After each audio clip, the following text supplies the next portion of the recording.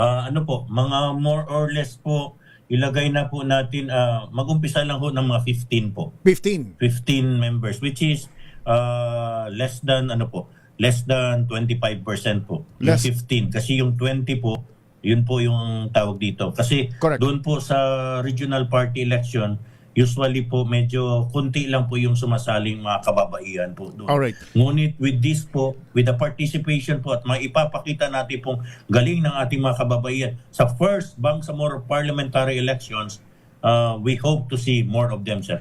MP, Kapande, MP, paano na ilusot?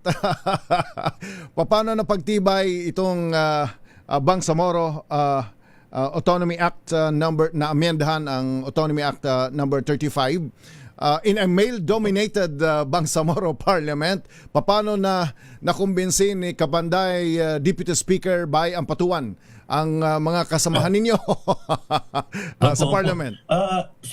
Siguro sir, there was a lot of explaining at masyado pong malalim yung mga explanation po doon sa interpellation at doon sa sponsorship ng amendment. Napaka masinsin naman po yung paglatag ni Deputy Speaker Ampatuan. We also made manifestation along those lines. Ngunit yun nga po, talagang yung mga kababaihan natin po nagbitbit nito at wala na pong opposition. Actually, on that matter po, we were unanimous. Ibalita ko lang din po sa iyo, kasabay din po ng amendment po ng 35 po under bill. Ang una talaga yung BTA number 419. Ang unang po doon is binaba na po namin yung threshold para magkaroon ng seat. Dati-rati po is 4%. And naisip po ng ating mga kapatid po sa parliament, sabi nila, ang 1/40 of 100% is 2.5.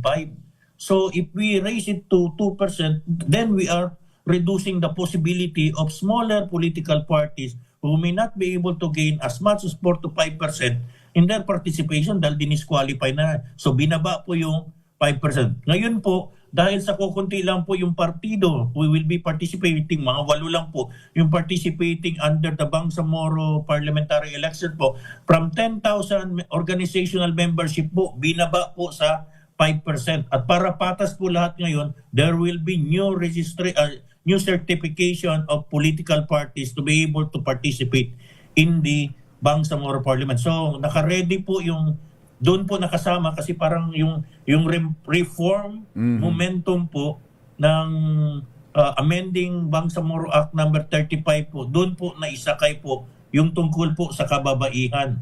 Actually, there were proposals of reducing it to 20%.